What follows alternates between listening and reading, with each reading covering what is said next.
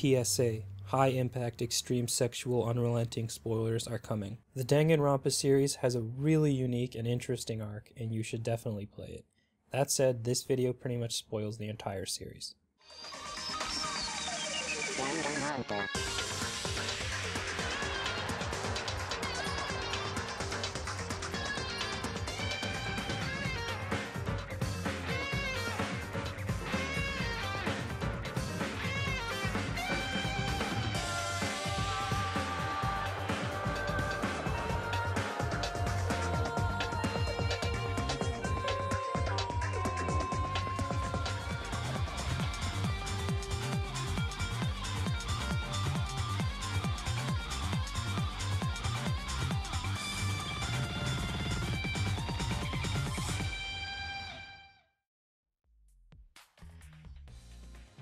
For the uninitiated, Danganronpa are mystery visual novel style games that revolve around 16 high school students known as Ultimates, with special talents being locked up in an area and forced to kill each other.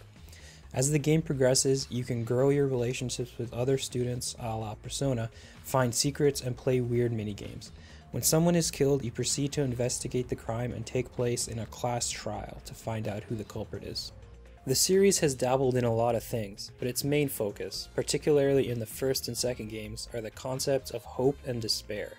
The first game was relatively simple in retrospect, with the students uncovering the identity of the mastermind behind the killing game and revealing her true identity as Junko Enoshima, aka the Ultimate Despair.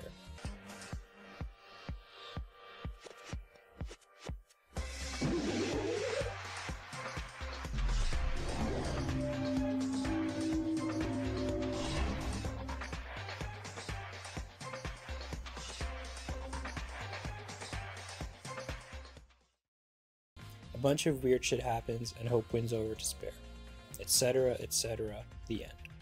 The second game cranked up the craziness. Instead of taking place in a school like in the original, Danganronpa 2 takes an entirely new cast of 16 students and places them against each other on a tropical island.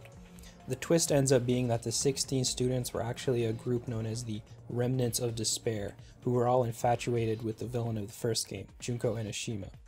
They were placed in virtual reality machines to cure them of their despair. The AI version of Junko took over the program and made them kill each other.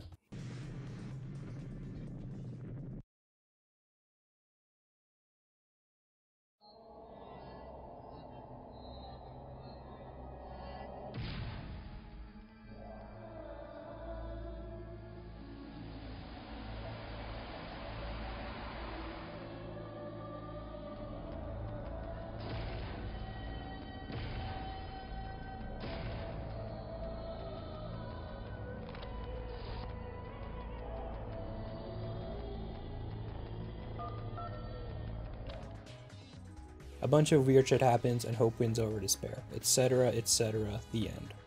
There's also a spin-off game, light novels, comics, 2 anime series, and probably some other stuff I'm missing, but those aren't as vital as the first 2 games, and mainly serve to fill in some of the holes that the first 2 games created, so I won't go over them. They're worth experiencing though if you like the series. Alright, that's enough of that, let's get into the real shit. Danganronpa V3 is the third main, non-spin-off title in Spike Chunsoft's Danganronpa series. Just like in the previous games, 16 all-new students are trapped in an environment and made to play the killing game. This time we're back in a school environment like in the first game. As the game progresses, it looks and plays like the previous games. You talk to other students, find cool secrets, and when it's time, you participate in class trials. It's a Danganronpa game. So why is it so damn divisive?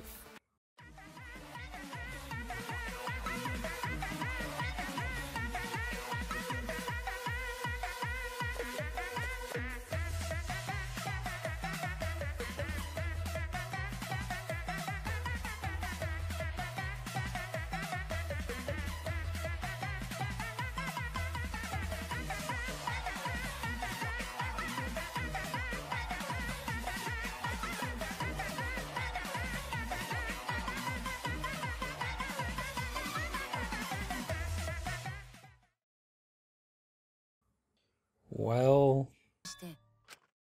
フィクション。人類史上最大最悪希望が峰学園も未来期。なぜ現実すべて弾丸論破というフィクション作品。弾丸なんですか。弾丸論破を知らん。そうだよ、私もゲロ豚も。何これ。てめえらがやってる弾丸論破のこの血塗られた強欲なる世界がどういう意味ですか。世界中のみんなが楽しんで応援してくれ。こんなに長く。つまり入弾が弾丸論破は希望が峰学園シリーズを描いた1と2と3を経て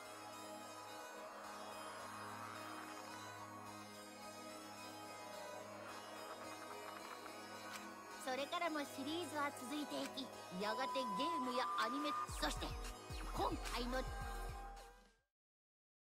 Well, that's one way to end a game. I think there's validity on both sides of the debate on this game. I think what Kodaka and his team are trying to say here does have a purpose, and I think it's silly to think that this conclusion simply amounts to LOL, I troll you, like some people tend to believe. What I'm saying is, no, I don't think this man hates you.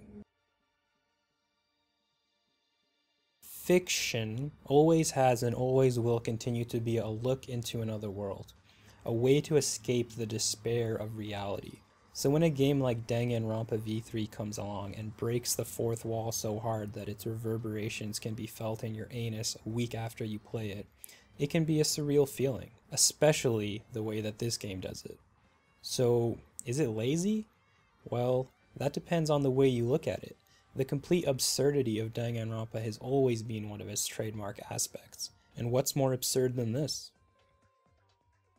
It's a bold thing to completely retcon the world of your series, but I honestly don't think that was Team Danganronpa's reason for making an ending like this. In some fucked up way, I see this ending as not only a celebration of Danganronpa, but the idea of fiction in general. This is the type of punch to the gut that can take post-fiction depression and amplify it by a million. But when you dig deeper, is making you sad or angry really the point? Sure, for some people, that might be the end of it. But the ending of this game affected me in a much stranger way than that. It made me look back at other fictional stories and why I liked them. Yeah, it's all fake. Yeah, it's all imaginary bullshit when it comes down to it. But that doesn't mean it can't affect you in a real way. I mean, isn't that the whole point? To make you feel something and maybe even apply what you learned in your own life? So when a game asks you to really look at yourself and ask why you're playing it in the first place, it can be a hard pill to swallow. But why does that have to be a bad thing? It's okay to feel weird feelings after consuming a piece of media. It's okay to have mixed feelings. That's your right.